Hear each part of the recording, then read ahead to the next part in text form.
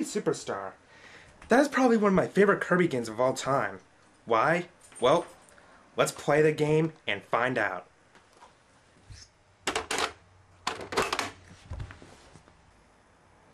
Krusty Super Funhouse. I already went over how bad that game is. So, it's time to destroy this game AVGN style. Alright, so, now let's play Kirby Super Star.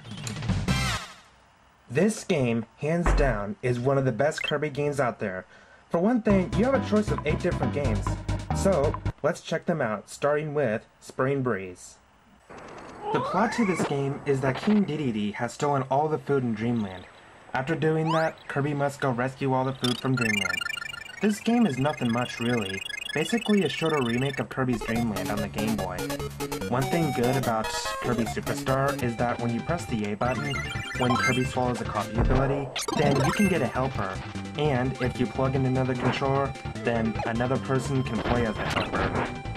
There's really not much that needs to be said about Spring Breeze. It's a shorter remake of Kirby's Dream Land, except after you beat Wispy Woods in Kirby's Dream Land, then you go to Castle Lololo, which doesn't appear in Kirby Super Star, but instead, you go straight to Float Islands. You still fight Lololo and Lalala in Kirby Super Star for the bosses that you would fight in Castle Lololo, but in Kirby's Dream Land, you fight a big blimp in Float Islands, which doesn't appear at all in Kirby Super Star. Heck, even the credits to Spring Breeze are the same as the one in Kirby's Dream Land.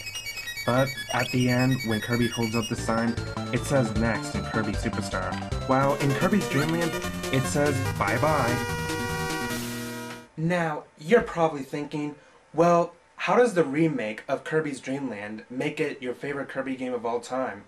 Well, it's not the only reason, because there's more stuff on Kirby Super Star. So, let's go to the next game. Next game is Dynablade. Dynablade is a fast bird that swooped in on Dreamland and splashed the mountaintop and woke Kirby up, leaving a feather behind. Dang, that's one powerful bird. In this game, you get a map screen, kind of like the map used in Super Mario World. You're on a quest going through mountains, caves, and castles to reach Dynablade. After defeating Dynablade, you find a nest with 3 birds in it. After that, you beat the game. Kirby goes flying with the birds, and then he waves goodbye. What a happy ending. To be continued. Wait a minute, to be continued? Seriously, like, what Kirby game did they make that take place after Dynablade? I mean, it's like, you would think it would be on another game on Kirby Super Star, but it's not. And it's not on any other future Kirby title. You would think it would be, but out of all the Kirby games that I've played, none of those games seem to take place after Dynablade. So, that to be continued thing on that is just out of the question.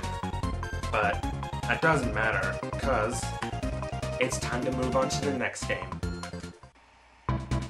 So, after you beat Dynablade, then you unlock Revenge of Meta Knight, which I will go over later. Right now, it's time for the Gourmet Race. The story to the game is that Kirby is flying his way up a mountain, thinking about food. After reaching to the top, King Dedede comes along and challenges Kirby to a gourmet race. Now the race is on. In this game, you're racing with King Dedede, trying to collect all the food as possible. It's really fun to do. You have 3 different courses. Here's course number 1, course number 2, and course number 3. Once you win, then you get this victory screen with Kirby as a winner. If you lose, then you get this lose screen with King Dedede pulling Kirby's cheek. Ouch. It's really short, but very fun to do. Alright, well, speaking of short games, it's time to go to the mini-games. The first mini-game is the Megaton Punch. In this game, you got to be ready for Kirby to make the big punch on the ground. Once you do that, then it creates a big crack all over Popstar. I know I should have commented on this during the battle with King Dedede on Spring Breeze, but if you look into the crowd, then you can see characters from Mario. There's Mario, Luigi, Toad, and Birdo. And yes, they're on both sides of the crowd too. Next game is Samurai Kirby. In this game, you play as Kirby, and you slash each enemy you meet against. It's similar to Quick Draw from Kirby's Adventure, except in different settings. In Kirby's Adventure, it uses the Western setting, while in Kirby Super Star, It uses the samurai setting. Alright, well, with all the mini games gone through, it is time to move on to the next game. Next game is the Great Cave Offense, and boy, this is where it really becomes an adventure. It starts off with Kirby walking, and then he falls into a hole, landing flat on the ground. Ouch. Now, in this game, you're going around collecting treasures. By pressing the up button, you open up the treasure chest, and there's an item inside that you keep in the inventory. It shows the treasure and what the value of it is. To access the inventory, you hit the X button, and then it brings up this inventory of treasures that Kirby collected. There's a bunch of good treasures in this game. In fact, there's even some treasures that appeared in other Nintendo games. Yeah, such as the Screwball from Metroid, the Falcon Helmet from F-Zero, and Mr. Saturn from Earthbound.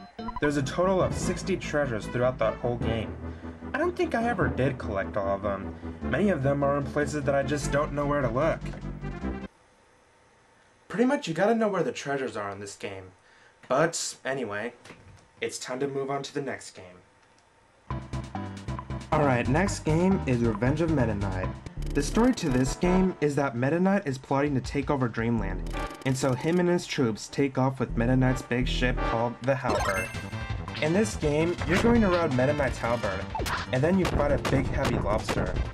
You'd think you can beat him, but he blasts Kirby out of the ship before he could defeat him. I wonder if it's even possible to fully defeat him there. So anyway, the heavy lobster blasts Kirby out of the halberd, and so he must travel his way back on the halberd so he could fight Meta Knight. So later on, as Kirby tries to find his way to get on board the halberd, he comes across Dynablade, who gives Kirby a ride onto the halberd. That's where Kirby gets onto the halberd, and that's the time where you go around blowing it up. At the end, after you blow most of the halberd up, then you fight Meta Knight, and it's the same battle with him from Kirby's Adventure. So after you defeat Meta Knight, there's only one thing left to do, and that is to escape within 15 seconds. After doing so, then you escape the halberd, which is all blown up into pieces with Meta Knight inside. Then it shows all of Kirby's copy abilities throughout that whole game. Alright, now we have one more game left. So after you beat Revenge of Meta Knight, then you unlock one more game, Milky Way Wishes. The story to this game is that the Sun and Moon have been fighting day and night. Mark suggested to Kirby to make peace with the Sun and Moon, and to do so, he has to ask the giant comet Nova to stop the battle with the Sun and Moon.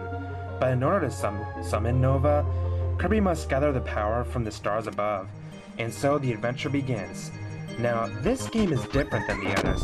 You can't use Kirby's copy ability in this game, but instead, they used a different approach to use Kirby's copy ability.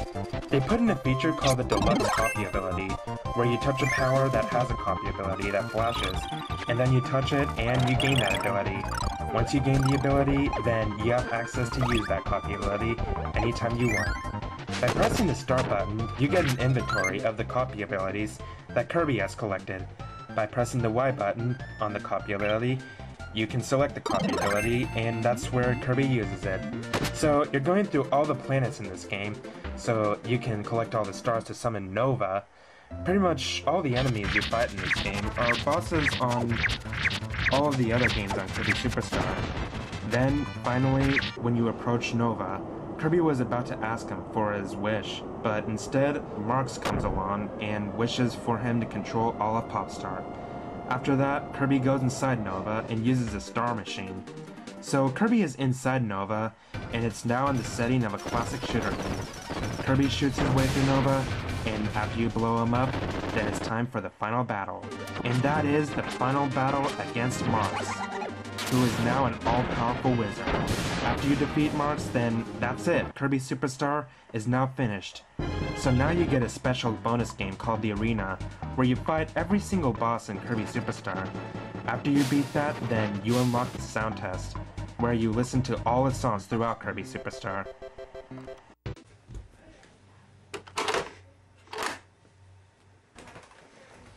Kirby Super Star. It is an awesome game on the Super Nintendo, one of my favorite Kirby games of all time. So, overall, I give this game an 8.5 out of 10. Heck yes. Kirby Super Star, I recommend you check this out if you ever find it. And I also cannot wait for tomorrow when Kirby Super Star Ultra comes out. And that game is gonna have new minigames, 3D cutscenes, and you know it's definitely will be the best Kirby game on the DS. I'm very sure it will be. So, overall, I hope you enjoyed this review. And I hope you also enjoy Kirby Super Star Ultra as well, because I know I will. So.